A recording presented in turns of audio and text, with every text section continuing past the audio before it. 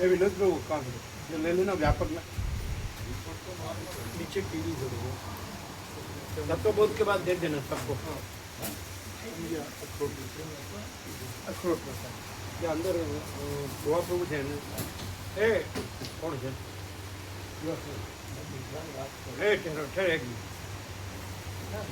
તમને ખબર છે એને ખ્યાલ નથી વિનોદ પ્રભુ ના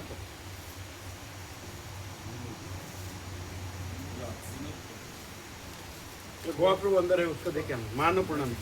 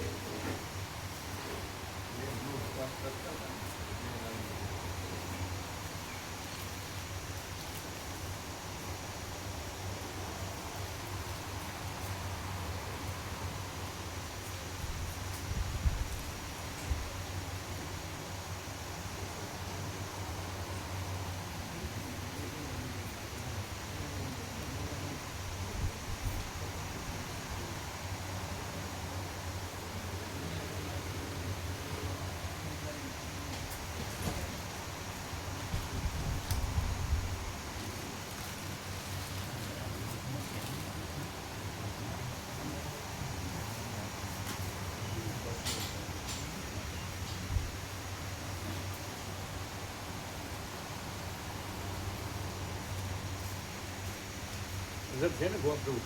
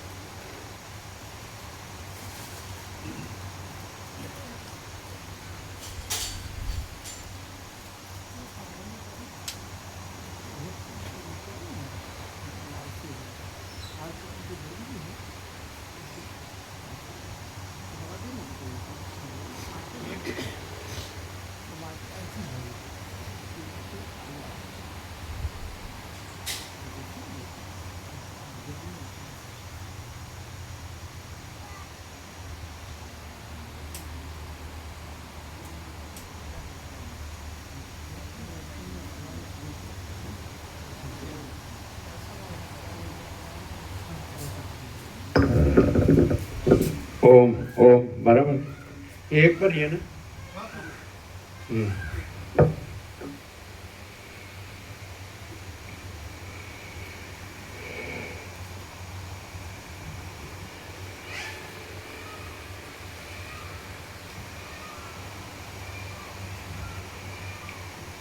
परम चिदाकाश परम ज्योति अखंड ज्योति महाचिदाकाश स्वयं प्रकाश संपूर्ण प्रकाश पूर्ण ब्रह्म अनंत तेजघन अनंत चिदघन परमाकाश केवल अनंत शुद्ध तेजघन परमाकाश अखिल आत्मा पूर्ण ब्रह्म परमात्मा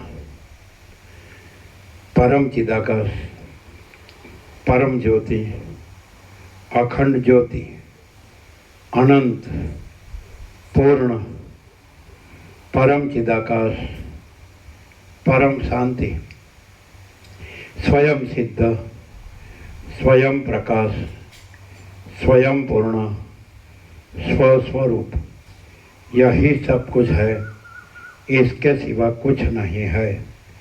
शून्यभास अनंत कोटि महाकल्पो है ही नहीं। महाचिदाकाश स्वयं प्रकाश संपूर्ण प्रकाश महाचिदाकाश ज्योति अनंत अखंड अभेद महाचिदाकाश ज्योति महातत्व महासामान्य महाचिदाकाश स्वसंवेद्य सहज निर्विकल्प महाचिदाकाश પરમ કૈવલ્ય, પરમ શાંતિ, પરમ ચિદાકાશ, અનંત, પૂર્ણ, નિરપેક્ષ સત, અનંત, સંપૂર્ણ, अपरिघी, निर्भ्रांत, निरपेक्ष, वशिष्ठ राम, उपशम प्रकरण, राउंड 39मो राउंड।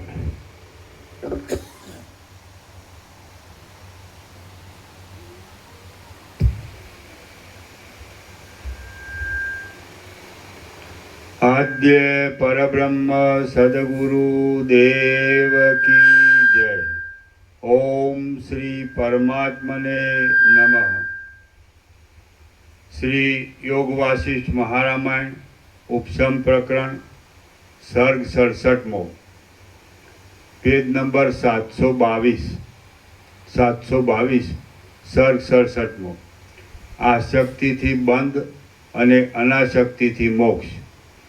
आ 67मा सर्गमां देहने अने आत्माने कशो संबंध नथी एम कहेवा माटे आसक्तिथी ज बंध थाय छे अने आसक्तिना त्यागथी बंध टळी जाय छे एम कहेवामां आवशे। वशिष्ठ बोल्या, हे राम, जेओए कुशल प्रश्नना संबंधमां परस्पરની સાથે એ પ્રમાણે વાતો કરી એવા એ ભાસ અને વિલાસ નામના બંને તપસ્વીઓ કાળે કરીને નિર્મળ જ્ઞાનને પ્રાપ્ત થયા અને અંતે મોક્ષ પામ્યા હતા। હે રામ, એટલા માટે હું કહું છું કે અનેક પાસોથી બંધાયેલા ચિત્તને સંસારમાંથી તરવા માટે જ્ઞાન વિના બીજી કોઈ ગતિ નથી।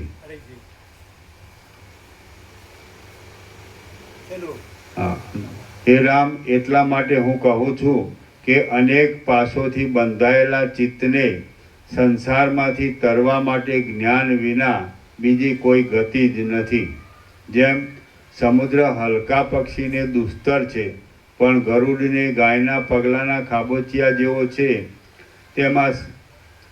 તેમાં સંસારરૂપી દુઃખ વિવેક વિનાના પુરુષને દુસ્તર છે પણ વિવેકી પુરુષને જરા વારમાં તૂટી જાય એવું છે। જેમ જોવા બેઠેલા લોકો નાટક કરનારા માણસોને દૂરથી જુએ છે, તેમ પોતાના સ્વરૂપભૂત ચૈતન્ય માત્રમાં રહેલા અને દેહથી પર થયેલા મહાત્માઓ દેહને દૂરથી જુએ છે। દેહ દુઃખોથી અત્યંત ક્ષોભ પામે તો પણ આપને શી હાનિ થાય એમ છે? રથનું ધૂંસરું ભાગી જાય કે આખો રથ ભાગી જાય તો તેમાં સારથીનો કાંઈ ભાગતું નથી। મન ક્ષોભ પામે તો તેમાં ચૈતન્યને શું થઈ જાય એમ છે? મન ક્ષોભ પામે તો તેમાં ચૈતન્યને શું થઈ જાય એમ છે? તરંગો ઉછળવા લાગવાથી સમુદ્રના પૂર્ણપણાની હાનિ થાય કે? જેમ જળને હંસોની સાથે તથા પથરાઓની સાથે અને લાકડાની શિલાઓની સાથે કાંઈ પણ સગપણ નથી, તેમ પરમાત્માને ભોગોની સાથે કાંઈ સગપણ નથી।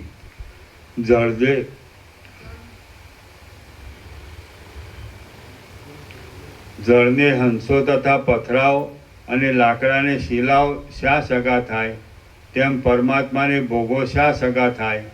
જેમ પરમાત્માને ઘણા પર્વતો આવી જવાને લીધે ઉદયાચળને અને પશ્ચિમ સમુદ્રને કાંઈ સંબંધ નથી, તેમ આત્માને અને બંધને કાંઈ સંબંધ નથી।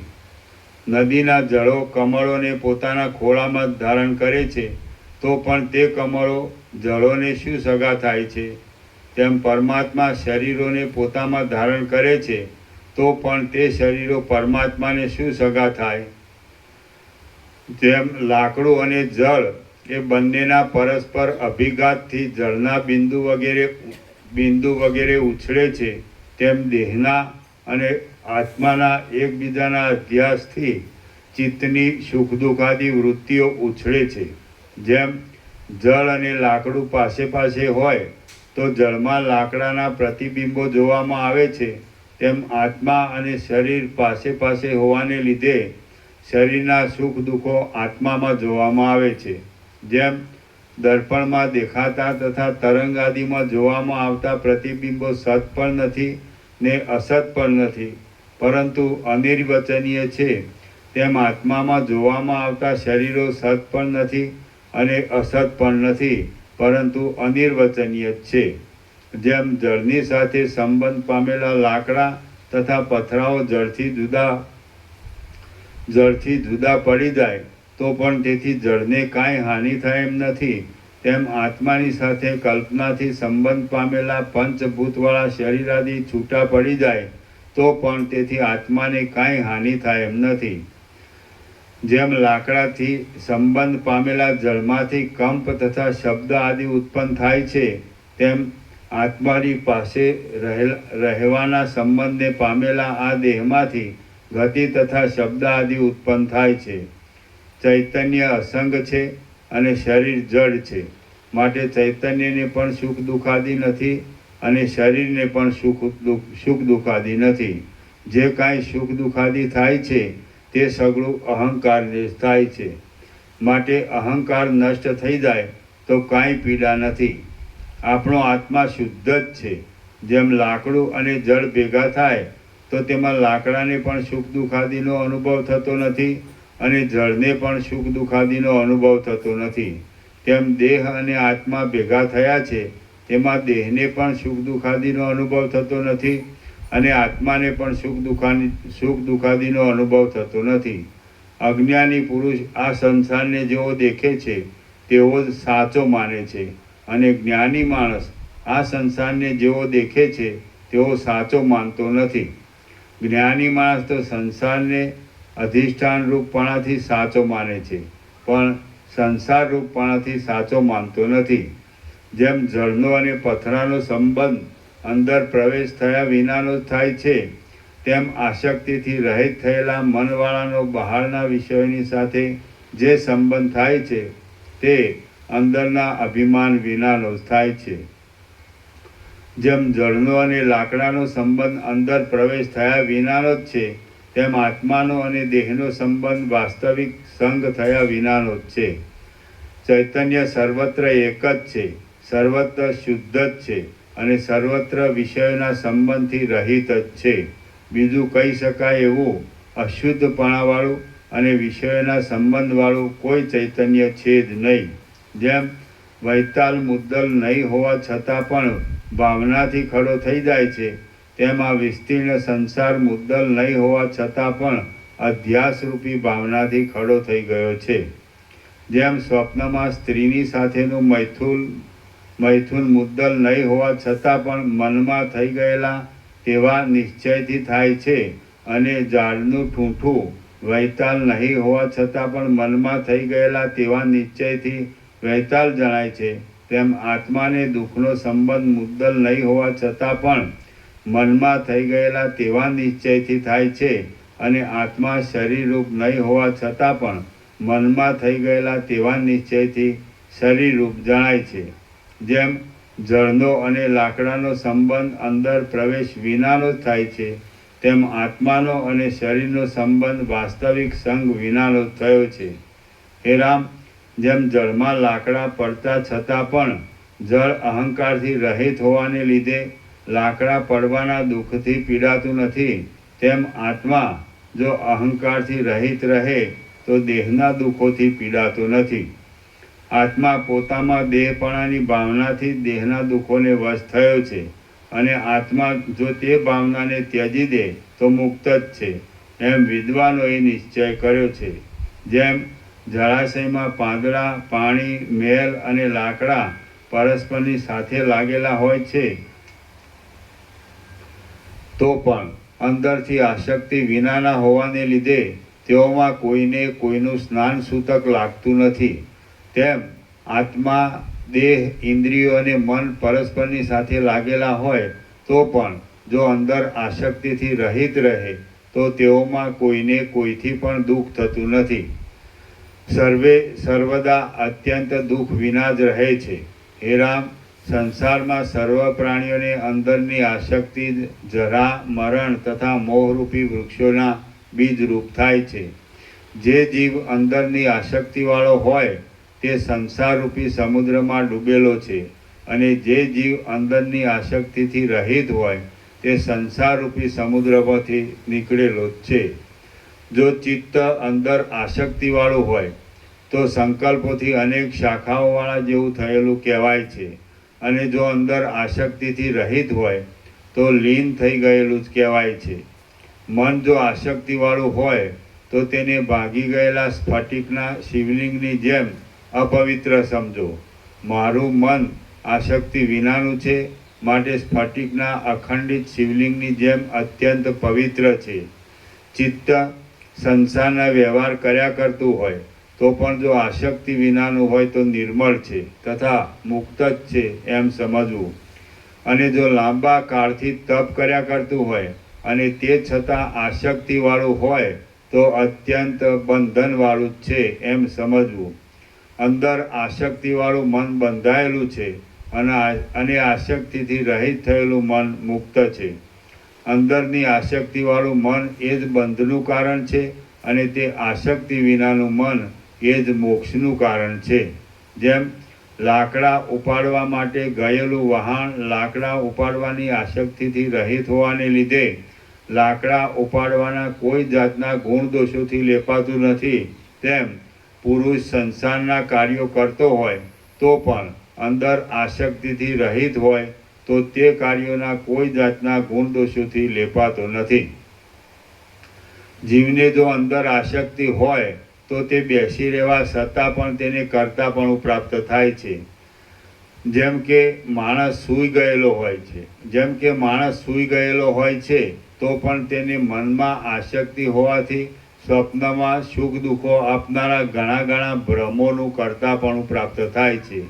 દેહ કશી ક્રિયા કરતો ન હોય તો પણ ચિત્ત જો ક્રિયાઓને કર્યા કરતું હોય તો જીવને સુખ દુઃખો પ્રાપ્ત થયા વિના રહેતા નથી. એ વાત સ્વપ્નમાં મનની ચેષ્ટાથી પ્રાપ્ત થતા સુખ દુઃખો ઉપરથી આપણા અનુભવમાં જ છે. મન જો પોતાની અંદર કાંઈ કરતું ન હોય તો જીવને સ્ફુટ રીતે કરતાપણું છે જ નહીં. સુષુપ્તિ અવસ્થામાં મનની ક્રિયાઓથી રહિત થયેલો પુરુષ ગતિ કરે છે તો પણ તે હું કરું છું એવું અભિમાન ધરતો નથી. એ આપણા જાણવામાં જ છે. તમે જે પુણ્ય કે પાપ મનથી કરશો તેનું ફળ પામશો, પણ જે પુણ્ય કે પાપ મનથી નહીં કરો તેનું ફળ પામશો નહીં. ચિત્તમાં કરતાપણાની શક્તિ નથી એમ નથી કે જેથી આપણે દેહને કરતા કલ્પવો પડે. દેહ કદી પણ કોઈ કર્મનો કરતા છે જ નહીં. મન કર્મો કરતું હોય તો પણ જો આસક્તિથી રહિત હોય તો તે અકર્તા જેવું જ છે. કેમ કે આસક્તિથી રહિત રહેનારા મનને કર્મોના ફળ ભોગવવા પડતા નથી. જેમ જેનું મન દૂર દેશમાં રહેલી પ્રિય સ્ત્રીમાં લાગી રહ્યું હોય તે પુરુષ પોતાનું મન તે સમયના ટાઢ તડકા આદિમાં લાગેલું નહીં હોવાને લીધે ટાઢ કે તડકાથી થતા સુખ દુઃખોથી લેપાતો નથી, તેમ પરમાત્મામાં લાગેલા મનવાળો પુરુષ પોતાનું મન સારા નરસા કર્મોની આસક્તિથી રહિત હોવાને લીધે શરીરથી બ્રહ્મહત્યા થાય તો પણ તેના પાપથી લેપાતો નથી, અને શરીરથી અશ્વમેઘ થાય તો પણ તેના પુણ્યથી લેપાતો નથી. અંદરની આસક્તિથી રહિત થયેલો અને નિર્વિક્ષેપ સુખને પ્રાપ્ત થયેલો જીવ બહારથી ક્રિયાઓ કરતો હોય તો પણ તે કરતા કે ભોગતા કદી પણ થતો નથી. એવો જીવ બહારની ક્રિયાઓ કરે તો તેથી તેને કશી હાનિ નથી, અને ન કરે તો તેથી તેને કશો લાભ નથી. જે મન અંદરની આસક્તિથી રહિત હોય તે મન કરતા નથી, તે તો મુક્ત છે, શાંત છે, યોગ્ય છે અને નિર્લેપ છે. હે રામ, માટે શરીરની સાથે સંબંધ ધરાવનારી સઘળી વસ્તુઓને તથા સઘળી ક્રિયાઓને મનથી બહાર રાખવી. એ જો સઘળી વસ્તુઓનો તથા સઘળી ક્રિયાઓનો ત્યાગ કરવાનો મુખ્ય ઉપાય છે એમ નિશ્ચય કરીને સમજુ પુરુષે અંદરની આસક્તિ કે જે સઘળા દુઃખોને ઉત્પન્ન કરનારી હોવાને લીધે અત્યંત ક્રૂર છે તેને ત્યજી દેવી જોઈએ. જેમ ઇન્દ્ર નીલમણી જેવું સ્વચ્છ જળ ખડકની ધારાના જેવી શ્યામતાવાળા યમુનાના જળમાં મળીને એક રસ થઈ જાય છે, તેમ શાંતિ પામેલું અંદરની આસક્તિરૂપી મેલથી અત્યંત રહિત થયેલું અને આકાશના જેવી સ્વચ્છતાવાળું ઉત્તમ મન સઘળા અનાત્મ પદાર્થોરૂપી મળોથી રહિત એવા પરમાત્મામાં મળીને એક રસ થઈ જાય છે. શ્રી યોગ વાસિષ્ઠ મહારામાયણમાં ઉપશમ પ્રકરણનો અંતઃસંગ વિચાર નામનો સર્ગ 67મો સમાપ્ત. સર્ગ 68મો આસક્તિને ટાળવાના ઉપાયો અને વંધ્યા તથા વંધ્યા આસક્તિ. આ 68મા સર્ગમાં આસક્તિના તથા અનાસક્તિના લક્ષણો, આસક્તિને ટાળવાના ઉપાયો, વંધ્યા તથા વંધ્યા આસક્તિઓ અને તેઓના ફળો કહેવામાં આવશે. રામ બોલ્યા, હે મહારાજ, મનુષ્યને કયો અને કયા પ્રકારનો સંગ બંધન આપે છે અને તે સંગને કયા ઉપાયથી ટાળવો? કયો સંગ મનુષ્યોને મોક્ષ આપનારો કહેવાય છે? વશિષ્ઠ બોલ્યા, હે રામ, દેહ અને આત્મા કે જેઓ પરસ્પરથી અત્યંત વિરુદ્ધ સ્વભાવવાળા છે તેઓના પરસ્પર વિલક્ષણપણાનો વિચાર નહીં કરતા દેહમાં જ આત્માપણાનો વિશ્વાસ રાખવામાં આવે છે એ સંગ બંધના કારણરૂપ કહેવામાં આવે છે. આત્મા કે જે દેશની, કાળની તથા વસ્તુની મર્યાદાથી પર છે તેનું એ મર્યાદાથી રહિતપણું ભૂલી જઈ દેહને જ આત્મા માનીને વિષય સુખોની લાલચ રાખવામાં આવે છે એ સંગ બંધના કારણરૂપ છે.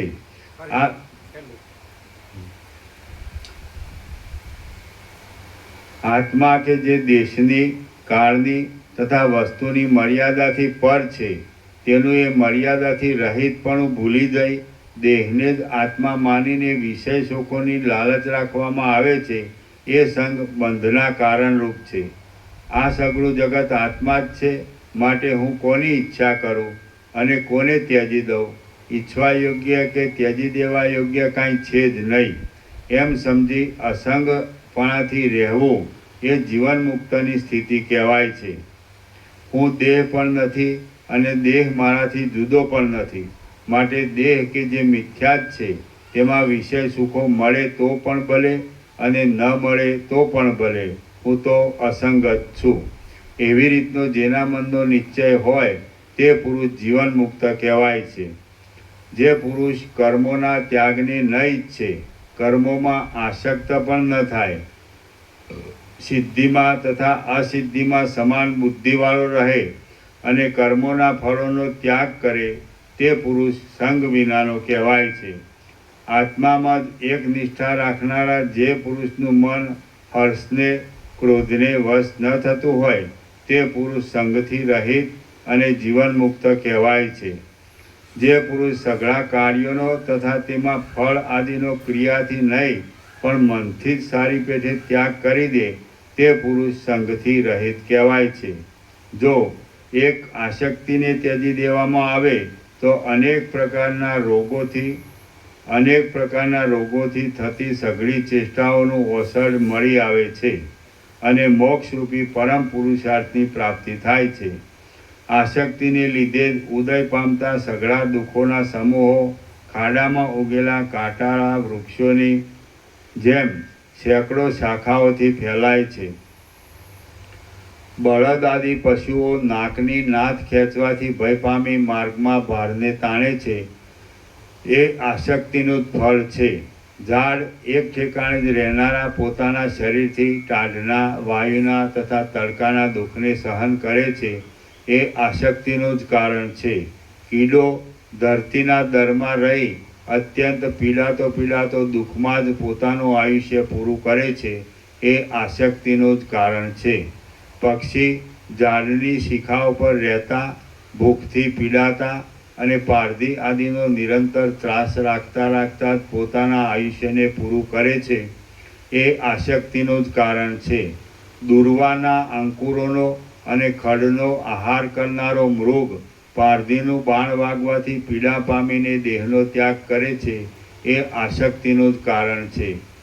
આ અનાદિકાળના જૂના જીવો વારંવાર જન્મ્યા કરે છે અને કીટ પતંગોના અવતારોને પ્રાપ્ત થાય છે એ આસક્તિનું જ કારણ છે.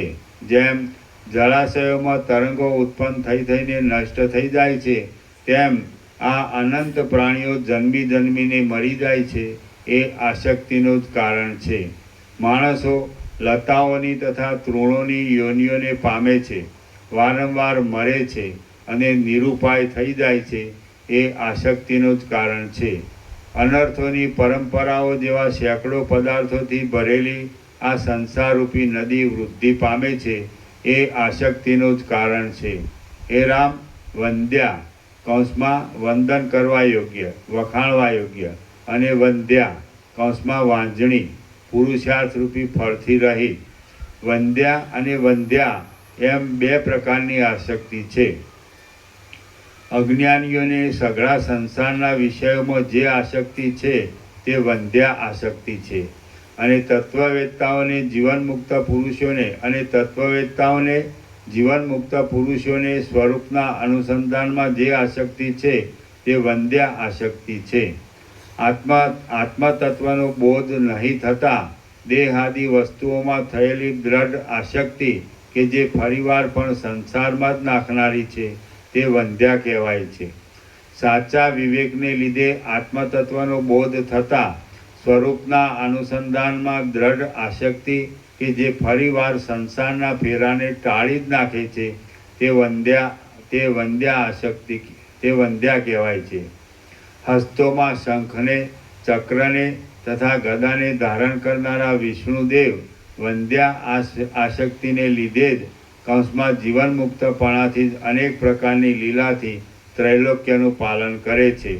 સૂર્યનારાયણ વંદ્યા આસક્તિથી દરરોજ નિરાધાર આકાશના માર્ગમાં નિરંતર ગતિ કર્યા કરે છે.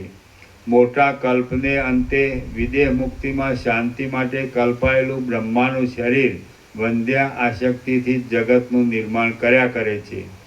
પાર્વતીરૂપી બંધનના સ્તંભમાં લીલાથી બંધાયેલું અને વિભૂતિથી શણગારેલું સદાશિવનું શરીર વંદ્યા આસક્તિથી જગતનો પ્રલય કરે છે.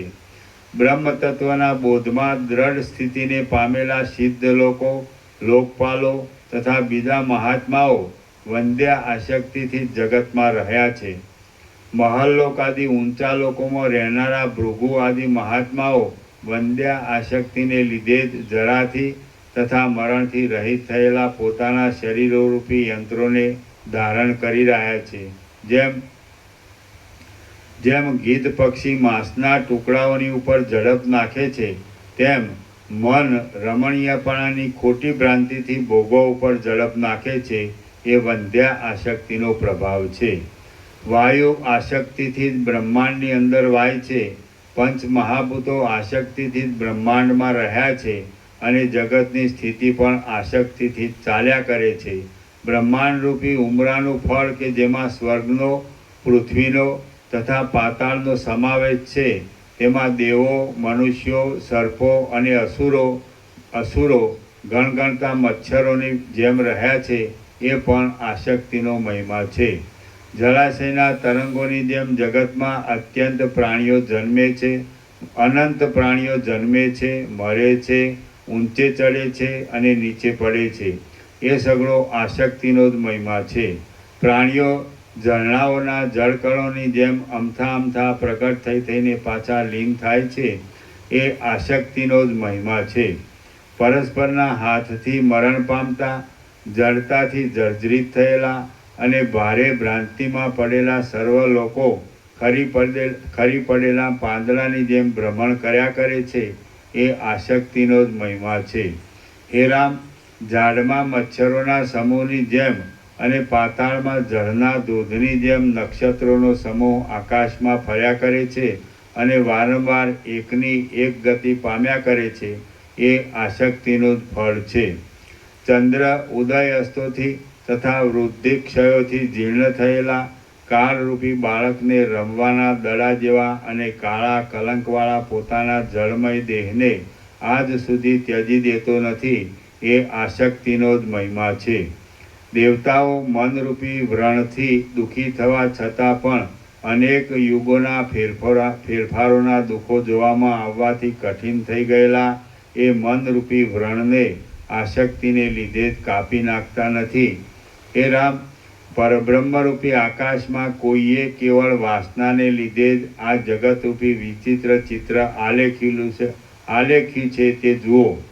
નિરાકાર પરબ્રહ્મરૂપી આકાશમાં મનની આસક્તિરૂપી એક રંગથી જ આ જગતરૂપી ચિત્ર રચાયું છે, માટે તે કદી પણ સત્ય નથી.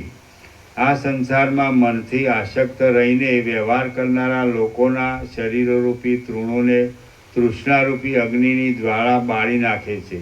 જેનું મન સંસારમાં આસક્ત હોય તેના જન્મોને, સમુદ્રની રેતીઓને અને ત્રસરેણુઓને ગણી કાઢવામાં કોણ સમર્થ છે? કોઈ સમર્થ નથી.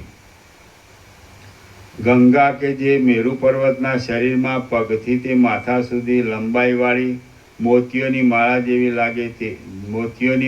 જેવી લાગે છે, તેના તરંગો કદાચ ગણી શકાય, પણ સંસારમાં આસક્ત થયેલાઓના અવતારો ગણી શકાય એમ નથી. જેનું મન સંસારમાં આસક્ત છે તેઓને માટે જે આ રૌરવ નરક, અવિચી નરક અને કાલસૂત્ર નરક ઇત્યાદિ નામોવાળા રમણીય અંતઃપુરો હારબંધ બાંધેલા છે કે જેઓમાં યાતનાઓ નામની રાણીઓ ભોગવવામાં આવે છે.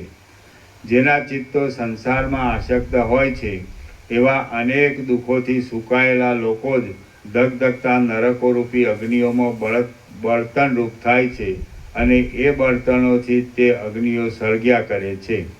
જગતમાં જે દુઃખો છે તે સઘળા આસક્તિવાળાઓ માટે જ ઈશ્વરે ઠરાવેલા છે.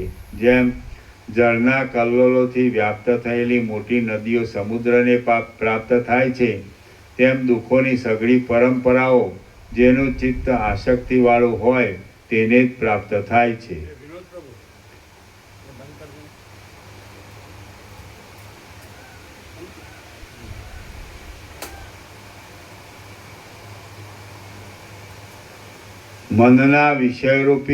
મનના વિષયરૂપી જેનું શરીર એક જાતના બોજારૂપ જ છે, એવી અને જીવોને જન્મ મરણની દુર્દશાઓમાં નાખવાને જ ઈચ્છનારી અવિદ્યાએ આ સઘળી દુઃખોની જાળ પાથરેલી છે.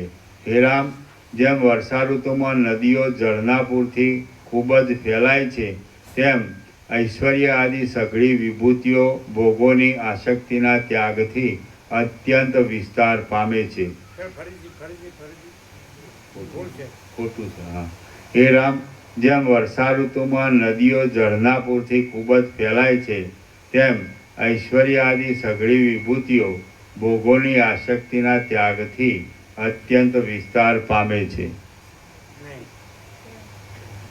ત્યાગથી નહીં, ભોગથી. હા.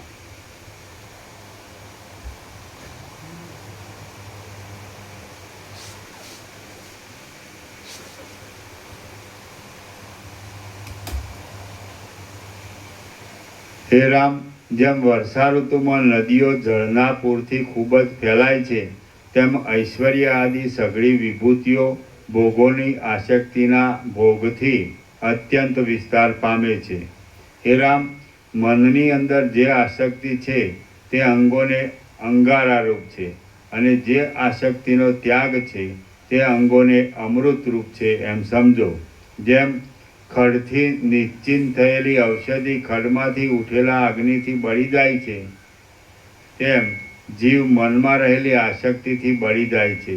સઘળા વિષયોમાં આસક્તિથી રહિત, શાંત, આકાશની પેઠે નિર્લેપ રહેનારું, બ્રહ્મ વિદ્યામાં ઉત્સાહ ધરનારું અને અવિદ્યામાં ઉત્સાહ વગરનું મન સુખ આપનારું થાય છે. જે પુરુષ બ્રહ્મ વિદ્યાના મનનાદિમાં ઉત્સાહ ધરાવતા સંસારના વિષયોમાં ઉત્સાહથી રહિત રહેનારા અને સર્વત્ર આસક્તિ વગરના પોતાના ચિત્તથી સંસારમાં રહે છે, તે જીવન મુક્ત છે.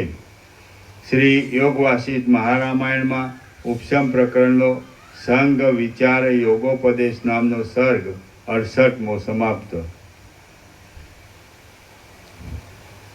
સર્ગ 69મો. મનને આસક્તિ રહિત કરી બ્રહ્મરૂપે અવશિષ્ટ કરવાનો ક્રમ. આ 69મા સર્ગમાં જે ક્રમથી મન સઘળા વિષયોની આસક્તિને છોડી દઈ સાક્ષીમાં સ્થિર થાય અથવા સાક્ષીને પણ ત્યજી દઈને બ્રહ્મરૂપણાથી અવશેષ રહે તે ક્રમ કહેવામાં આવશે. વશિષ્ઠ બોલ્યા, હે રામ, સર્વદા સર્વ વ્યવહારમાં પુત્ર, સ્ત્રી તથા મિત્ર આદિ સગડાઓની સાથે રહેતા અને સઘળા પ્રકારના કાર્યો કરતા પણ સમજુ પુરુષે પોતાના મનને ધન આદિના ઉદ્યોગોમાં આસક્ત રાખવું નહીં. થઈ ગયેલી વાતોની ચિંતાઓમાં આસક્ત રાખવું નહીં. વર્તમાન પદાર્થોમાં પણ આસક્ત રાખવું નહીં. આકાશમાં પણ આસક્ત રાખવું નહીં. નીચેના પ્રદેશમાં પણ આસક્ત રાખવું નહીં. મધ્યમાં પણ આસક્ત રાખવું નહીં. અને દિશાઓમાં કે ખૂણાઓમાં પણ આસક્ત રાખવું નહીં. તેમજ શરીરમાં અત્યંત વધેલા સ્ત્રી પુત્રાદિમાં, ભોગોરૂપી ઇન્દ્રિયોની વૃત્તિઓમાં, ઇન્દ્રિયોમાં, યોગ સંબંધી ધારણ કરવાના પ્રાણ, બ્રહ્મરંધ્ર, ભ્રુકોટીઓનું મધ્ય, નાસિકાનો અંત, મુખ તથા આંખોની કીકીઓ ઇત્યાદિ સ્થાનોમાં, અંધકારમાં, પ્રકાશમાં, હૃદયાકાશમાં, જાગ્રતમાં, સ્વપ્નમાં, સુષુપ્તિમાં, શુદ્ધ સત્વગુણમાં, રજોગુણમાં, તમોગુણમાં, ગુણોના સમુદાયમાં, કાર્ય પદાર્થોમાં, માયામાં, સૃષ્ટિના આદિકાળમાં, સૃષ્ટિના મધ્યકાળમાં, સૃષ્ટિના અંતકાળમાં, ટુકડામાં, દૂર રહેલામાં, પાસે રહેલામાં, નામ રૂપાદિમાં, જીવમાં, શબ્દમાં, સ્પર્શમાં, રૂપમાં, રસમાં, ગંધમાં, વિષયોના અભિલાષથી પરવશતામાં, વિષયોના ઉપભોગોરૂપી ફળોમાં, બીજા લોકમાં જવા આવવારૂપી સિદ્ધિઓમાં અને લાંબા કાળ સુધી જીવવા આદિ સિદ્ધિઓમાં પણ સમજુ પુરુષે પોતાના મનને આસક્ત રાખવું નહીં. મન કેવળ બુદ્ધિના સાક્ષીમાં જ શાંતિ લઈને અને બીજા સઘળા વિષયો તુચ્છ સમજીને વ્યાપક ચૈતન્યના જ અનુસંધાનમાં તત્પર રહે એમ કરવું જોઈએ. સર્વત્ર આસક્તિઓ ટળી જવાથી અને આ સ્થિતિમાં જ રહેવાથી બ્રહ્મપણાને પ્રાપ્ત થયેલો જીવ આ સઘળા વ્યવહારને કરે તો પણ ભલે અને ન કરે તો પણ ભલે. વ્યવહાર કરવાથી કે ન કરવાથી તેને કાંઈ પણ હાનિ કે લાભ થતા નથી. જેમ આકાશ વાદળાઓની સાથે સંબંધ પામતું નથી, તેમ આત્મારામ થયેલો જીવ ક્રિયાઓના ફળોથી સંબંધ પામતો નથી. માટે એવો જીવ ક્રિયાઓ કરે તો પણ ભલે અને ન કરે તો પણ ભલે, અથવા જીવ સાક્ષી ચૈતન્યનો પણ ત્યાગ કરી શાંત ચૈતન્યગન થઈને જેમ શોભિતો શાંતિમણી પોતાના સ્વરૂપમાં જ રહે છે તેમ પોતાના સ્વરૂપમાં જ રહે એમ કરવું. હે રામ, સ્વરૂપમાં શાંતિ પામેલો, સર્વદા સ્વયં પ્રકાશ રહેતો અને વ્યવહારના ફળોમાં ઈચ્છા નહીં રાખતો જીવ વ્યવહાર કરતો હોય તો પણ અવિદ્યા આદિથી રહિત હોવાને લીધે કર્મોના ફળોના સંબંધને પ્રાપ્ત થતો નથી અને પ્રારબ્ધનો ક્ષય થવા સુધી દેહરૂપી ભારને જાણે સહન કરી રહ્યો હોય એવી સ્થિતિમાં રહે છે. શ્રી યોગ વાસિષ્ઠ મહારામાયણમાં ઉપશમ પ્રકરણનો શાંતિ સમાયત યોગોપદેશ નામનો સર્ગ 69મો સમાપ્ત. સર્ગ 70મો.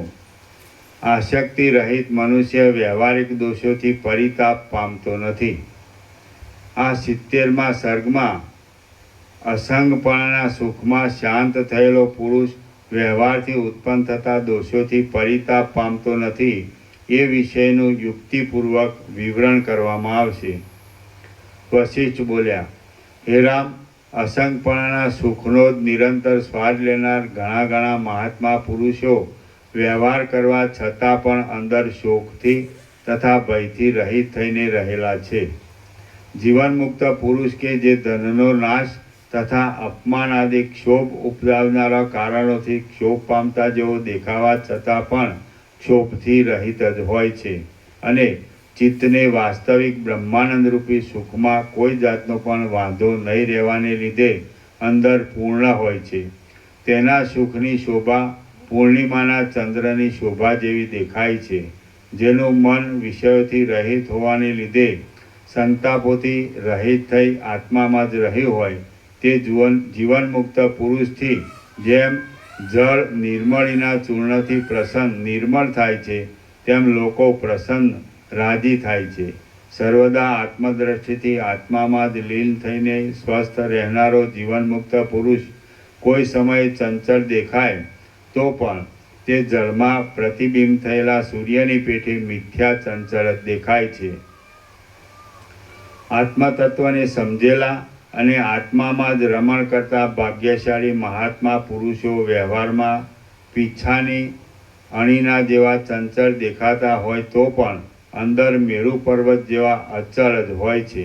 જેમ સ્નિગ્ધ સ્ફટિકમણી જાસૂદના ફૂલ આદિ ઉપાધિઓવાળો જણાતો હોય તો પણ વાસ્તવિક રીતે તેઓના રંગોથી રંગાઈ જતો નથી, તેમ આત્માપણાને પામેલું ચિત્ત વ્યવહાર સંબંધી કાર્યો સાથે જોડાય તો પણ તે કાર્યોથી થતા સુખ દુઃખરૂપી રંગોથી રંગાઈ જતું નથી. જેમ જળની રેખા કમળને ચોંટતી નથી, તેમ સંસારની દ્રષ્ટિ જીવના તથા ઈશ્વરના તત્વને જાણનારા પ્રકાશવાળા ઉત્તમ ચિત્તને ચોંટતી નથી. જ્યારે પુરુષ પરમાત્માના જ્ઞાનને પ્રાપ્ત થઈ કલ્પનારૂપી મેલોથી રહિત થઈને સમાધિ ધર્યા વિના પણ સમાધિમાં રહેલાના જેવો સુખમગ્ન રહે ત્યારે આસક્તિથી અત્યંત રહિત થયેલો કહેવાય છે. જીવ આત્મારામપણાથી સંસારમાં સંગ રહિતપણાને પ્રાપ્ત થાય છે, કેમ કે સંગ આસક્તિ આત્મજ્ઞાનથી જ પાતળો થતો જાય છે, તે વિના બીજા કોઈ પ્રકારથી પાતળો થતો નથી. હે રામ, આ આત્મામાં જ આસક્તપણારૂપી સ્થિતિમાં રહેલો જીવ સર્વદા પ્રિયથી અપ્રિયથી જીવનથી અને મરણથી રહિત હોવાને લીધે જાગ્રતમાં પણ સુષુપ્તિમાં રહેલા જેવો થાય છે. જેમ ચંદ્ર પોતાની કળાઓના ફેરફારના ક્રમથી અમાવાસ્યાના દિવસે સૂર્યપણાને પ્રાપ્ત થાય છે, તેમ આ જાગ્રતમાં પણ સુષુપ્તિરૂપી અવસ્થામાં રહેવાના અભ્યાસના ક્રમથી પ્રવૃત્તાને જમાવટને પામેલો જીવ અત્યંત પવિત્ર પરમાત્માપણાને પ્રાપ્ત થાય છે. જીવ એવી સુષુપ્તિ દશાને પામીને જીવતા સુધી વ્યવહાર કર્યા કરે છે તો પણ સુખ દુઃખરૂપી રજ્જુઓથી કદી પણ ખેંચાતો નથી. જેમ નચાવાને માટે બનાવેલા પૂતળાને સુખ દુઃખની દ્રષ્ટિઓ પ્રાપ્ત થતી નથી, તેમ જાગ્રતમાં સુષુપ્તિમાં રહેલો જે પુરુષ જગત સંબંધી વ્યવહારો કરતો હોય તેને સુખ દુઃખની દ્રષ્ટિઓ પ્રાપ્ત થતી નથી. અનિષ્ટની પ્રાપ્તિથી તથા ઈષ્ટના વિયોગથી તાપ આપનારી અહંતારૂપી શક્તિ ચિત્તને પીડા કરે છે, પણ તે શક્તિ જેનું ચિત્ત આત્મપણાને પામેલું હોય તે પુરુષના કયા ભાગને પીડા કરે અને પીડા કેમ કરી શકે?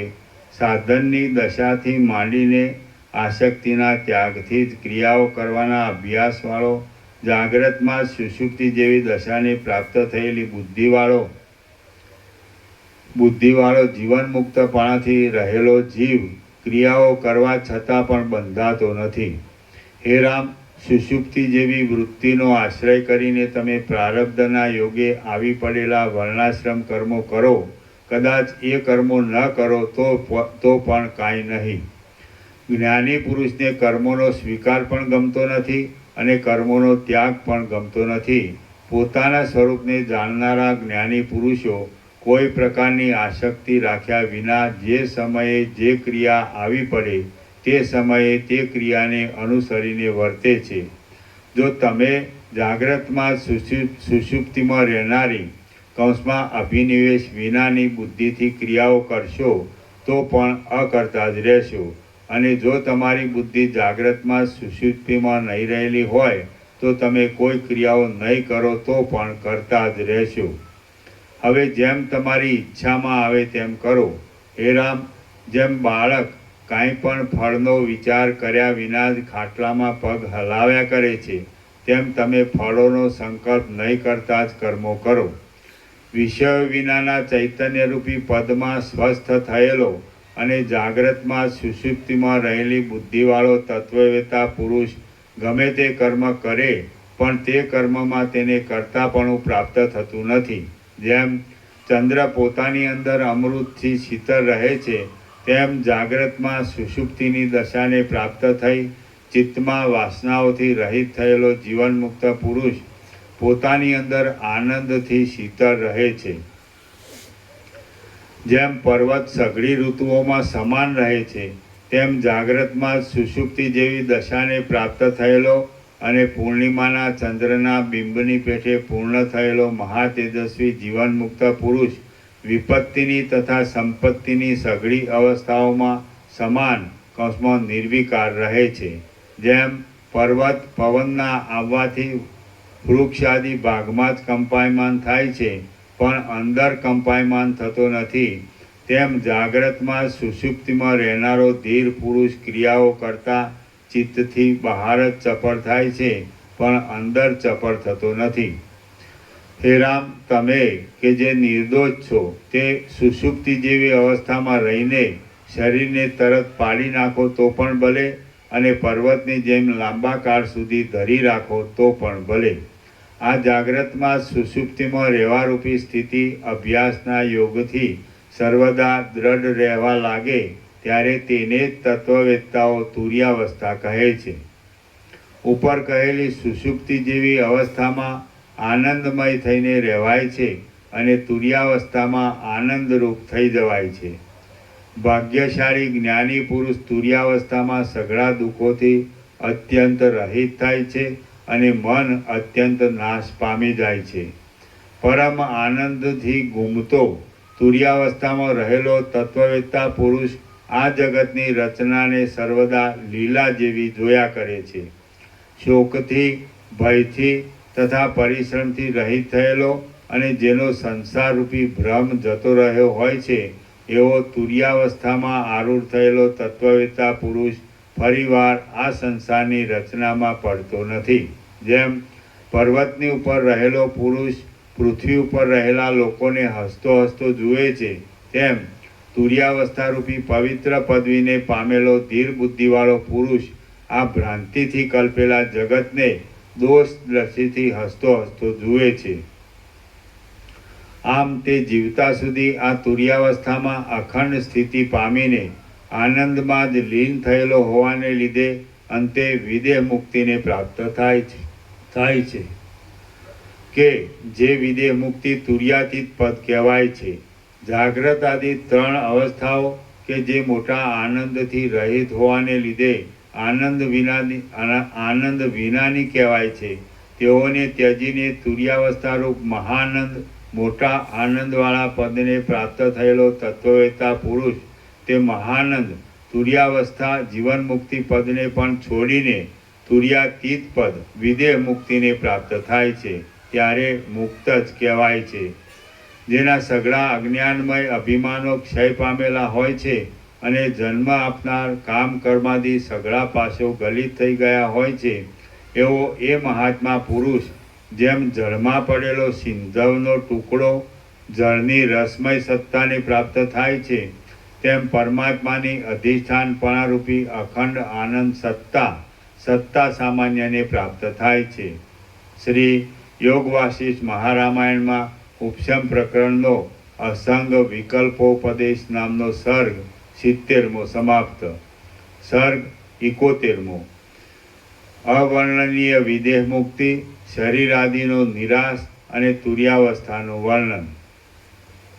વશિષ્ઠ બોલ્યા, આ 71મા સર્ગમાં વિદેહ મુક્તિને અવર્ણનીય કૌંસમાં વર્ણન કરવાને અશક્ય કહીને પછી શરીર આદિનો નિરાશ કરીને તુર્યાવસ્થા જીવન મુક્તિનું જ વર્ણન કરવામાં આવશે. વશિષ્ઠ બોલ્યા, હે રામ, તુર્યાવસ્થાના અનુભવરૂપ જે બ્રહ્મભાવનું પદ કે જેને જીવન મુક્ત પુરુષો જાણે છે, તે જ્યાં સુધી હોય ત્યાં સુધી જીવન મુક્ત કહેવાય છે અને તુર્યાતીત પદ પ્રાપ્ત થયા પછી વિદેહ મુક્ત કહેવાય છે. શ્રુતિ આદિના વચનો પણ તુર્યાવસ્થાના અનુભવ સુધીનું વર્ણન કરી શકે છે, તે પછીની સ્થિતિનું કોઈથી વર્ણન જ થઈ શકતું નથી. જીવન મુક્ત થયા પછી વિદેહ મુક્ત થયેલા પુરુષો મનથી રહિત હોવાને લીધે પોતાના વિદેહ મુક્તપણાને જાણતા નથી અને તેઓનું વર્ણન પણ શ્રુતિ આદિના વચનોથી કરી શકાતું નથી. હે રામ, જેમ આકાશ માણસોના વિષયરૂપ નથી, તેમ વિદેહ મુક્તિ અનુભવના કે વચનોના વિષયરૂપ નથી.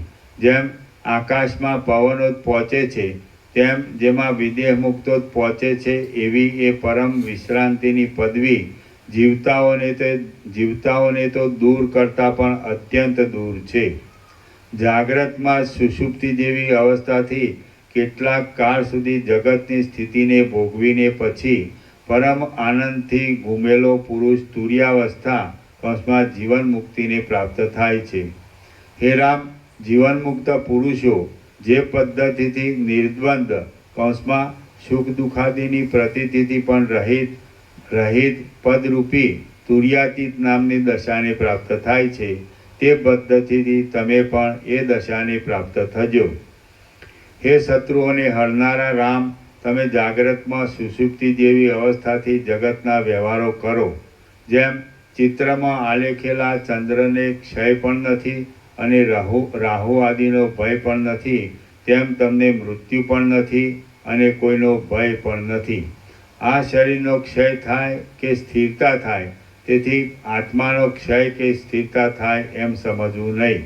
કેમ કે જે આ શરીર છે તે તો ભ્રમ જ ઉદય પામેલો છે.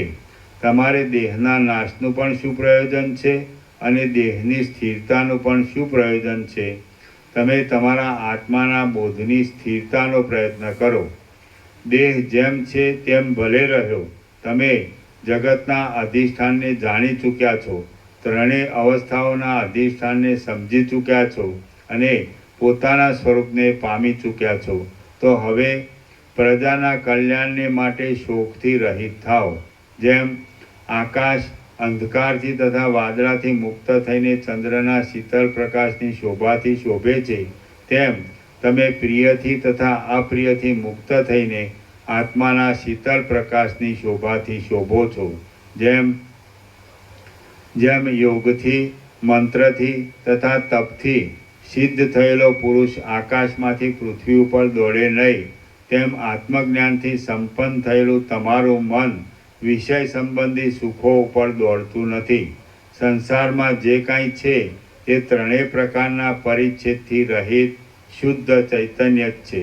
માટે આ હું છું અને આ મારું છે એવી ખોટી ભ્રાંતિ તમને ન રહેવી જોઈએ.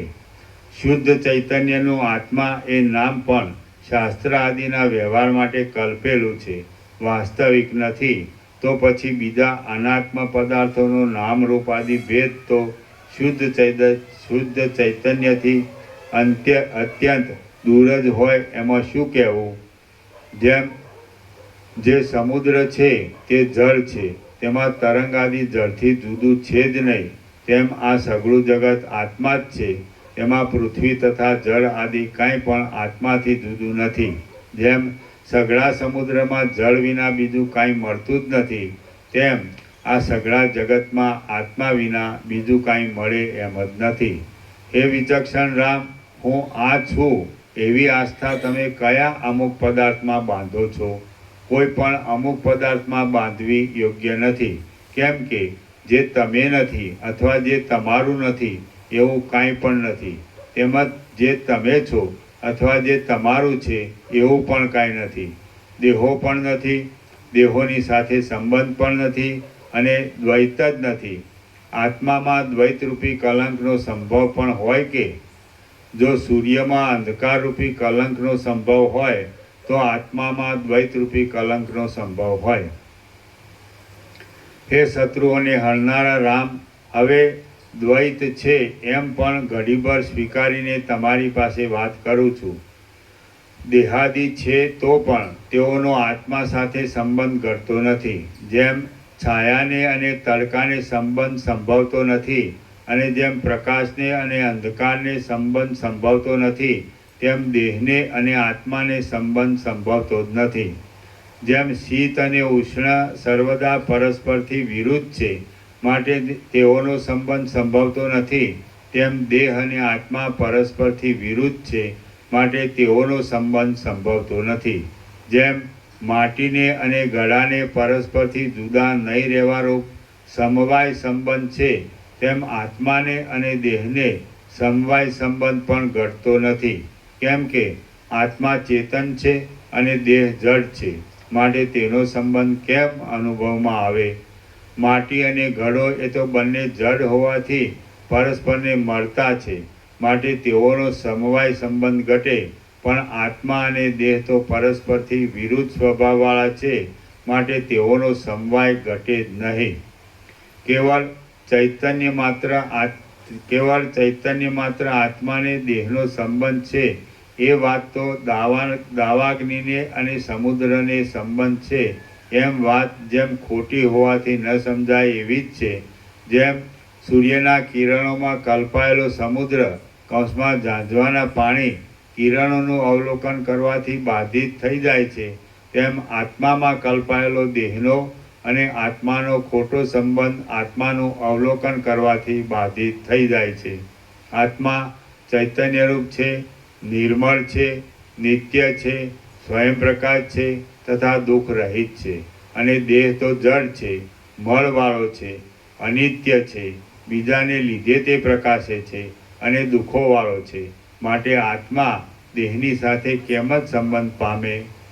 દેહને આત્માનો સંબંધ ન હોય તો દેહનું ચાલવું કે બળ પામવું ઘટતું નથી.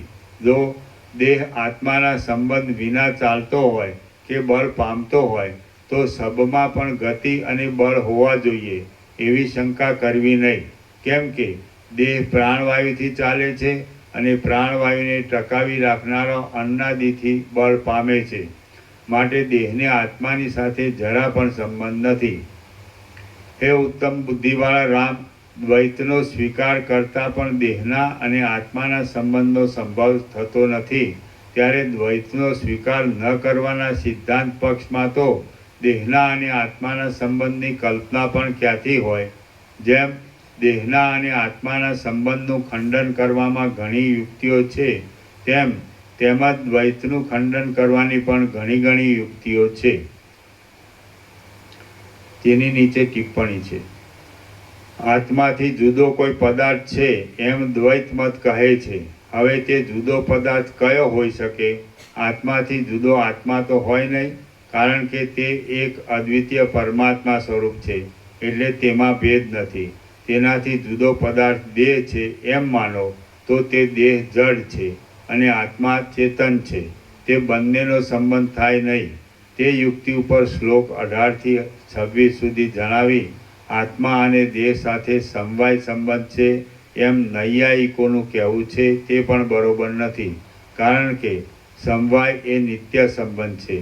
ઘડો અને તેને વીંટેલું કપડું તેનો સંયોગ સંબંધ છે, કારણ કે તે બંનેનો સંબંધ જોઈ શકાય છે અને તેનો સંબંધ છૂટો પણ કરાય છે. પણ ઘડો અને માટીનો સંબંધ જોઈ શકાતો નથી, તેમજ તે છૂટો પાડી શકાતો પણ નથી, એટલે તેને સમવાય સંબંધ કહે છે. આત્મા અને દેહ જોડી શકાતો નથી, ન આવે. જોડી શકાતો નથી.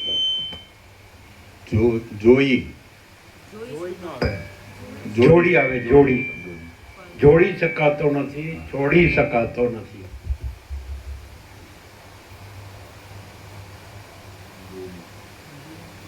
જોઈ નો આવે.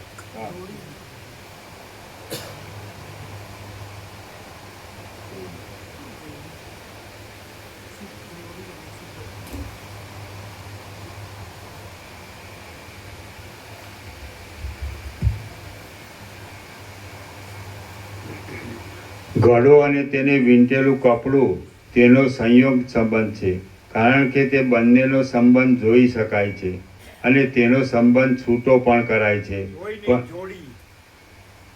જોડી શકાય છે અને છૂટો પણ કરી શકાય છે.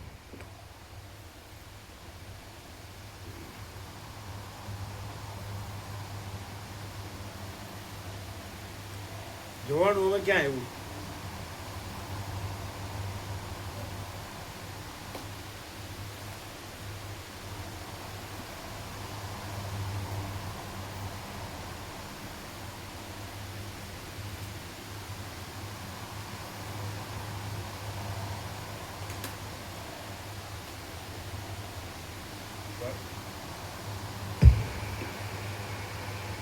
ઘડો અને તેને વીંટેલું કપડું તેનો સંયોગ સંબંધ છે, કારણ કે તે બંનેનો સંબંધ જોડી પણ શકાય છે અને તેનો સંબંધ છોડી પણ શકાય છે.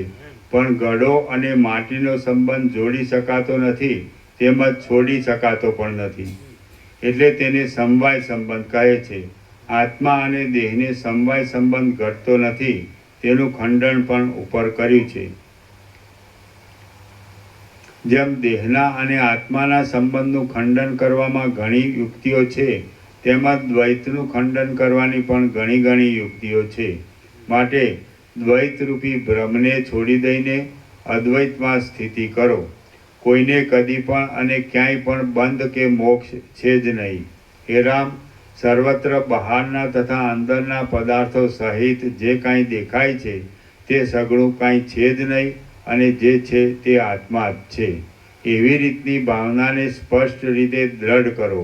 હું સુખી છું, દુઃખી છું અને મૂઢ છું, એવા પ્રકારની ભાવનાઓ તો કેવળ ઉલટા વિચારો જ છે. એ ખોટી ભાવનાઓને તમે સાચી સમજતા હશો તો હું ધારું છું કે તમને હજી લાંબા કાળ સુધી દુઃખ ભોગવવાની ઈચ્છા છે. જેમ પર્વતની અને ખડની તુલના થાય નહીં, અને જેમ રેશમી વસ્ત્રની અને પથરાની તુલના થાય નહીં, તેમ આત્માની અને શરીરની પણ તુલના થાય નહીં. જેમ તેજને અને અંધકારને સંબંધ પણ નથી અને તેની તુલના પણ નથી, તેમ આત્મા અને શરીર પણ પરસ્પરથી અત્યંત વિરુદ્ધ હોવાને લીધે તેઓને પણ સંબંધ કે તુલના નથી.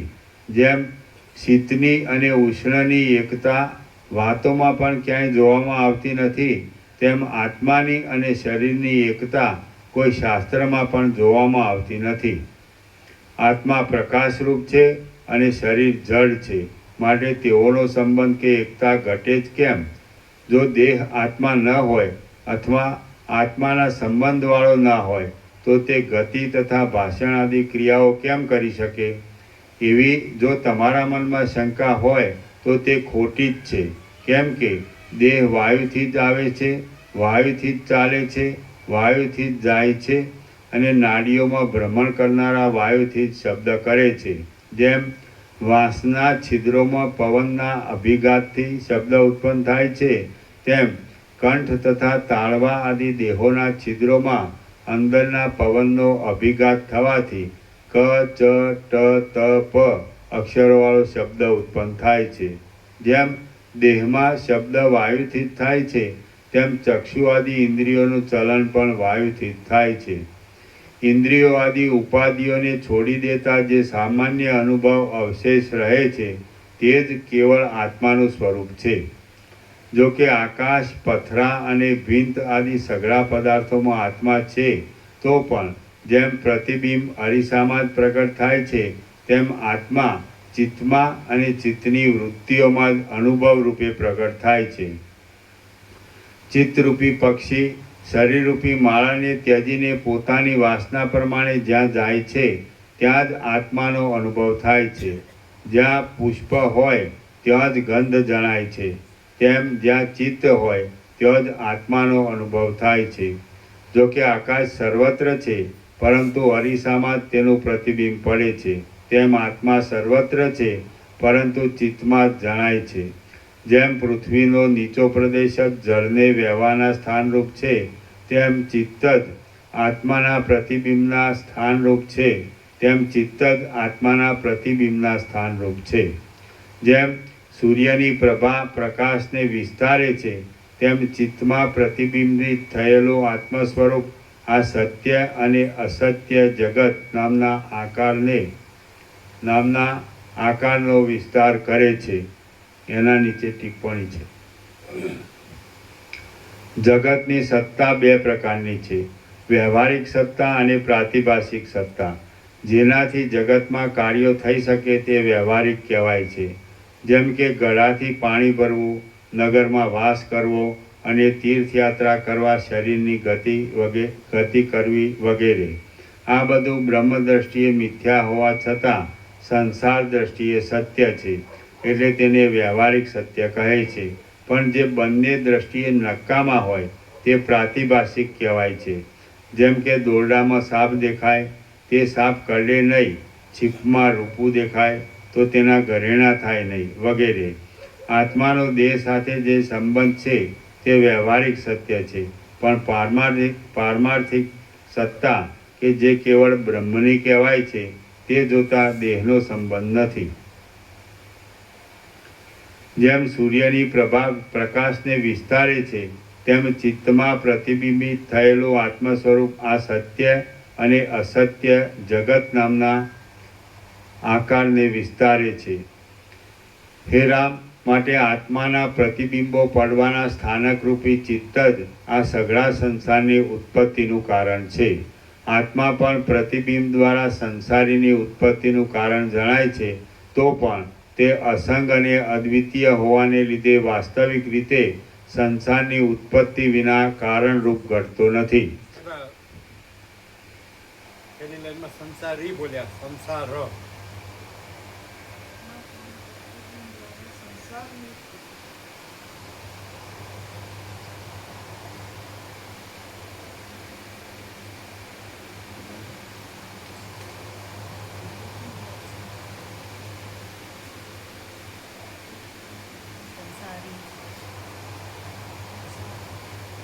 ઉપર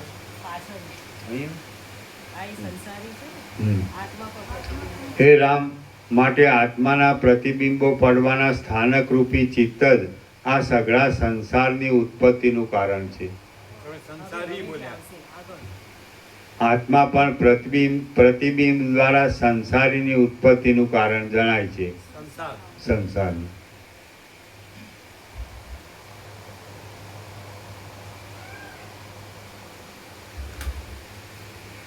આત્મા પણ પ્રતિબિંબ દ્વારા સંસારની ઉત્પત્તિનું કારણ જણાય છે, તો પણ તે અસંગ અને અદ્વિતીય હોવાને લીધે વાસ્તવિક રીતે સંસારની ઉત્પત્તિ વિના કારણરૂપ ઘટતો નથી. અજ્ઞાન કે જેને વિદ્વાન પુરુષો અવિચાર પણ કહે છે અને મૂર્ખતા પણ કહે છે, તે જ ચિત્તનું કારણ છે. માટે અજ્ઞાન જ સંસારની ઉત્પત્તિનું મુખ્ય કારણ છે. યથાર્થ વિચાર નહીં કરવા રૂપી અજ્ઞાનથી જ ચિત્તને પોતાના સઘળા ભ્રમોના બીજરૂપી આકાર મળ્યો છે. આત્મામાં જન્મ મરણ આદિ અનર્થોનો દેખાવ સૂર્યમાં અંધારાના દેખાવની જેમ તેનો બિલકુલ સંભવ ન હોવા છતાં પણ ચિત્તને લીધે જ જોવામાં આવે છે. હે રામ, જેમ દીવાથી અંધકાર ક્ષણ માત્રમાં નાશ પામે છે, તેમ આત્માના યથાર્થ તત્વના જ્ઞાનથી ચિત્તનો સંપૂર્ણ નાશ થાય છે.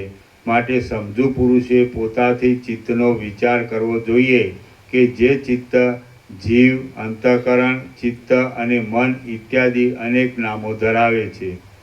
રામ બોલ્યા, હે ગુરુ મહારાજ, ચિત્તના જીવ, અંતઃકરણ, ચિત્ત અને મન ઇત્યાદિ નામો શા કારણોથી પ્રસિદ્ધ થયા છે એ મને કહો કે જેથી હું ચિત્તનો વિચાર કરી શકું.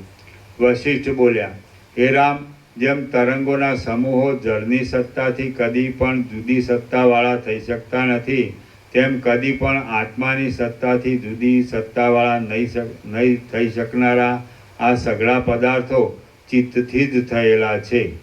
જેમ સમુદ્રનું જળ ચપળતાવાળા તરંગોમાં ચપળતા રૂપે રહે છે, તેમ આત્મા ગતિવાળા પદાર્થોમાં ગતિ રૂપે રહેલો છે.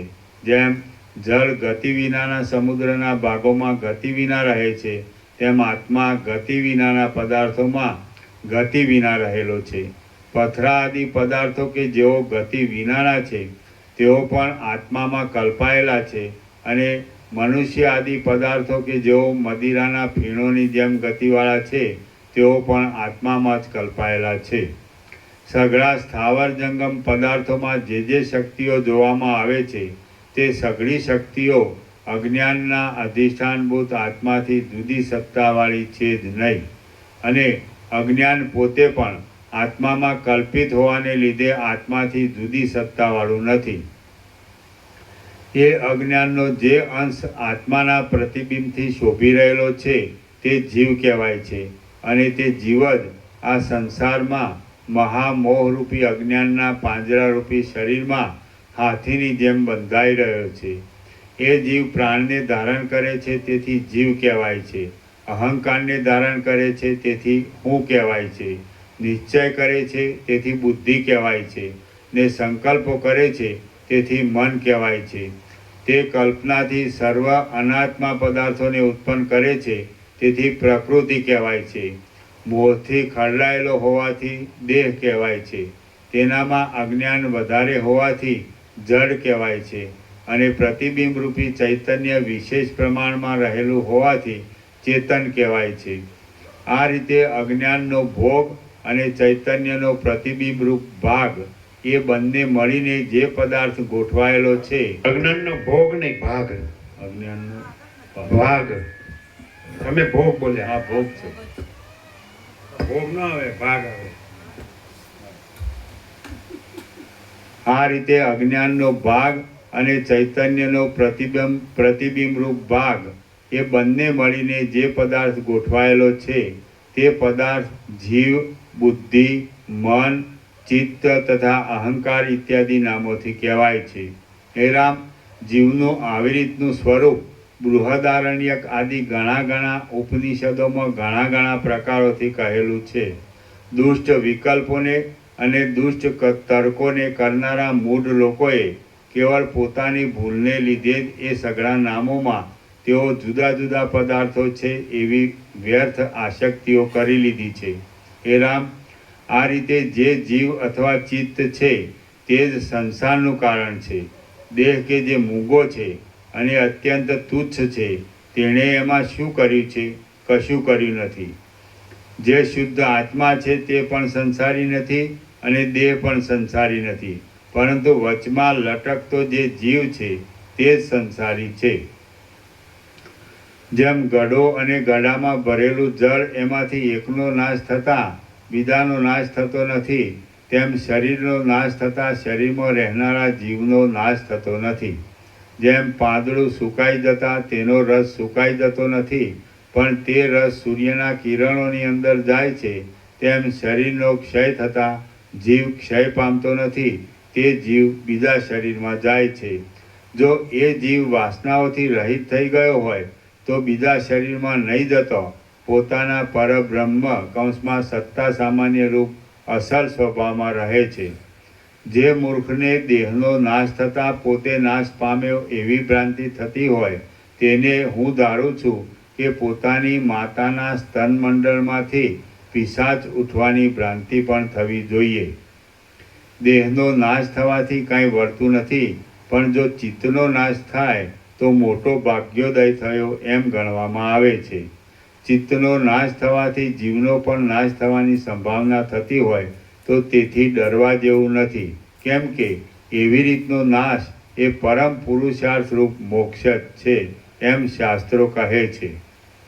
જે મરી જાય છે તે નાશ પામ્યો એમ જે કહેવામાં આવે છે એ તો ખોટું જ કહેવામાં આવે છે એમ હું ધારું છું, કેમ કે જે મરી જાય છે તે તો બીજા દેશમાં તથા બીજા કાળમાં બીજા શરીરને ધારણ કરતો અનુભવમાં આવે છે.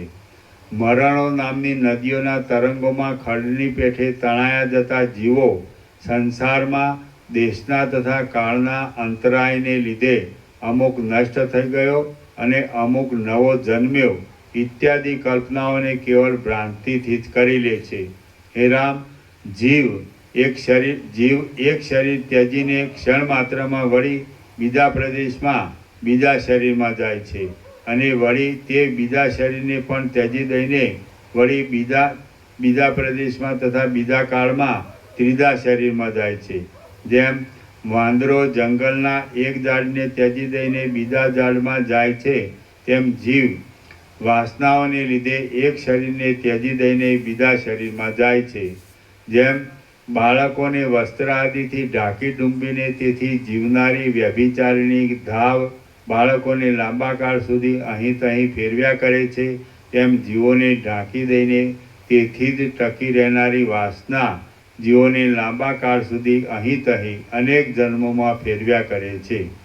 અનાદિકાળથી વાસનાઓરૂપી રજ્જુઓથી બંધાયેલા અને પરસ્પરથી પોતાનું જીવન ચલાવનારા સિંહ આદિ જીવો પર્વતોની ગુફાઓમાં જ અત્યંત દુઃખથી જીવનને પૂરું કરી નાખે છે. હૃદયમાં રહેલી વાસનાઓને લીધે અનાદિકાળથી ટકી રહેલા દારિદ્ર્ય તથા રોગો આદિ દુઃખોના બોજાઓને ઉપાડતા અને અનેક યોનિઓમાં થતી દુર્દશાઓથી ખડગના અનેક દુર્દશાઓથી બગડતા જીવનોવાળા જીવો લાંબા કાળ સુધી નરકોના સમૂહમાં વસે છે. વાલ્મીકી મુનિએ ભરદ્વાજને આટલે સુધી કથા કહી ત્યાં દિવસ જતો રહ્યો. સૂર્ય આથમી ગયો અને મુનિઓની સભા વાલ્મીકીને પ્રણામ કરી સાયંકાળના નિત્ય કર્મો કરવા માટે ત્યાંથી ઉઠીને નાહવા ગઈ. રાત્રિ વીત્યા પછી જ્યારે સૂર્યના કિરણો ફૂટ્યા ત્યારે એ સભા પાછી વાલ્મીકી મુનિની પાસે આવી. શ્રી યોગ વાસિષ્ઠ મહારામાયણમાં ઉપશમ પ્રકરણનો સંસારોપદેશ નામનો સર્ગ 71મો સમાપ્ત. વાલ્મીકીનો 13મો દિવસ સમાપ્ત. ઓમ ઓમ ઓમ. પ્રસાદ આપી દો. જ્યાં જે નવા આવ્યો એને લાડુ પ્રસાદ આપો અને વચનામૃત પ્રસાદ આપો નવા આવ્યા એને, અને લાડુ પ્રસાદ આપો.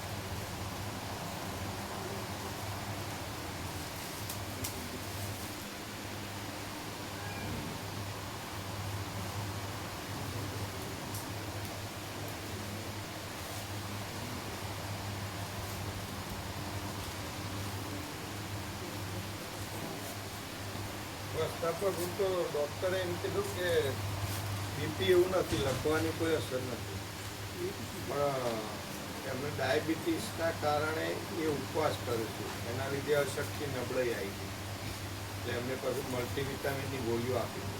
એને કહેવાય ને પ્રસાદ ફૂલ એમ કેવું હતું ને. એ સવારના અંબાજી ત્યાંથી અહીં આવ્યા બાઇક લઈને અને જમ્યા જ નતા સવારે.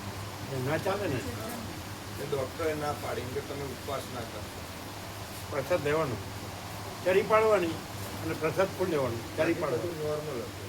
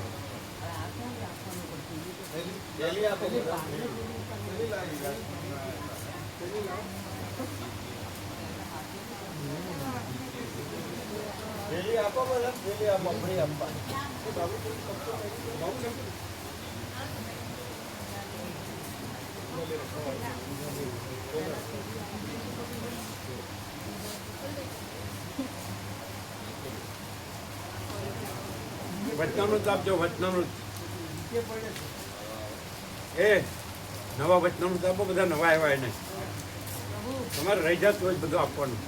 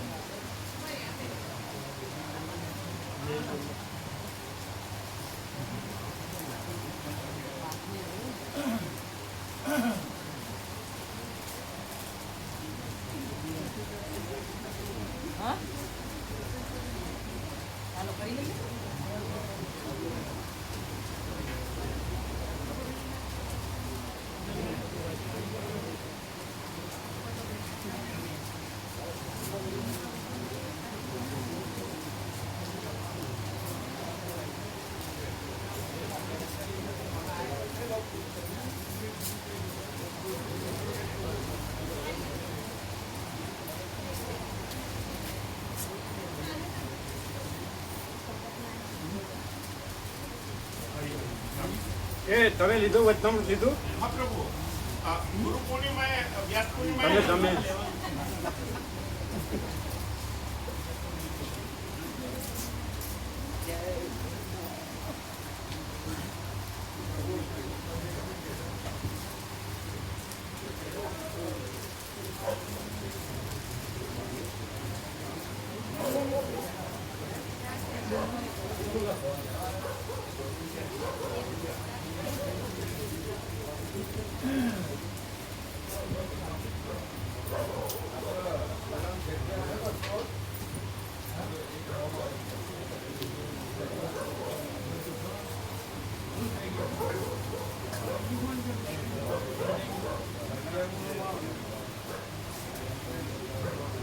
એ વચનામૃત કોને બાકી રહી ગયા જોજો.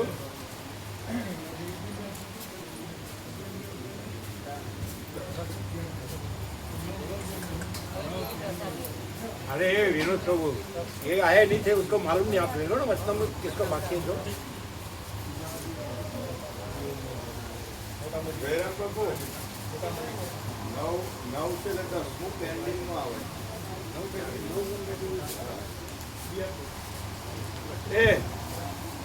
એ જંકી પ્રભુ, જંકી પ્રભુ બોલો છો. એ આખું લીક તૈયાર થઈ ગયું 365 નું. હવે અમને જયરામ પ્રભુને એક નામ આવ્યું છે, પણ હવે પેન્ડિંગમાં લેવું પડે ને. પેન્ડિંગમાં થઈ ગયા 365 થઈ ગયા. અને 9 એ અને છાપો આપી દો. એ લેતો જજો. અરે લીટ છાપો આપી દો, સુધાર્યું એ. હા, એ લઈ લો. અને આમનું એક નામ છે, શું કરે જયરામભાઈ? એક પેન્ડિંગ. પેન્ડિંગ.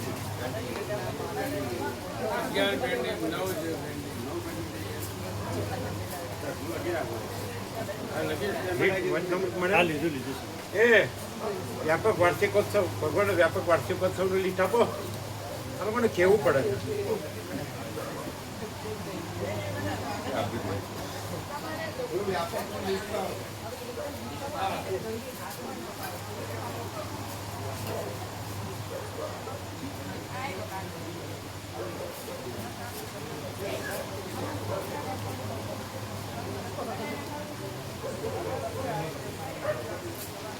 સુધારેલું લીટ લઈ લો, સુધારેલું ભગવાનનો વ્યાપક વાર્ષિકોત્સવનું સુધારેલું લીટ લઈ લો. બધાને આપો. आए पीछे देखो, दो सबको.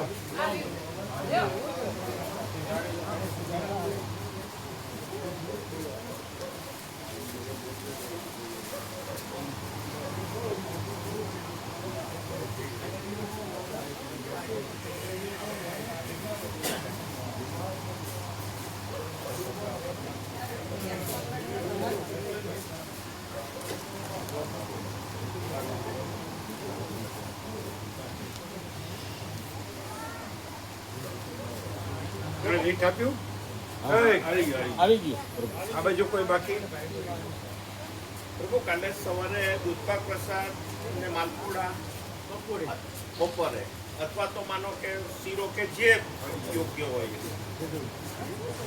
જે ચાલે છે કે મેનેજ થતું હોય એ રીતે જે રોકાણા છે ને પૂછી લો બનાવશે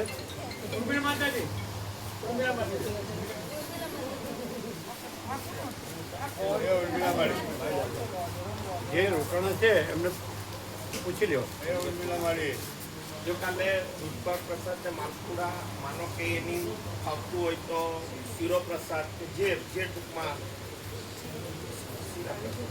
હા તો બસ એ રીતે એ બીજા રોકાણો હોય ને પૂછી લો જો પેલા રોકાણા છે એને પૂછી લો આ પાછળ રહ્યા અને એ ઊંધા ફરે છે આમ. હા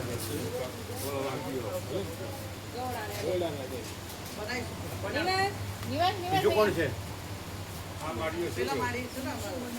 પૂછી લો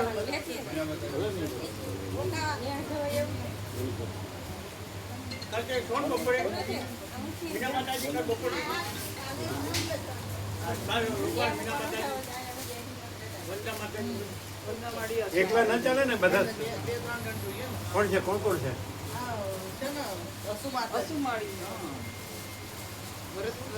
એ કરિયા કેવા છે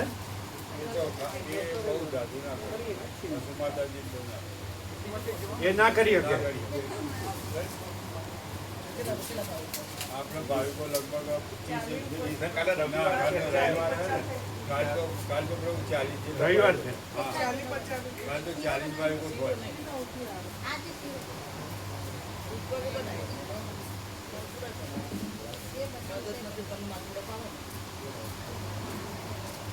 બનાવી શકો એવું બોલો હા બનાવી શકો એવું બોલો કારણ કે એટલે દૂધ તો અત્યારે કહી દેવું પડે એટલે શીરો તો મને કે કાલે ઇમિડિયેટ કરી શકાય એટલે જે રીતે વ્યવસ્થા શીરો સૌથી સહેલો પડે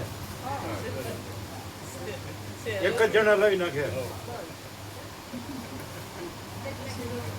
શીરો નાખો તો પણ 40 નહીં 60 હા નહીં કારણ કે અત્યારે જે છે અને બીજા એ લોકો ઘણી 60 થઈ જ જાય રવિવાર છે અને એના સેવા કરનારા બધા તો 60 ભાવિકોનો પ્રસાદ થઈ શકશે એકલો શીરોડી રોટલી દાળ ભાત શાક છાશ બધું હશે બધું આ સહેલું પડે હાવ સૌથી બરાબર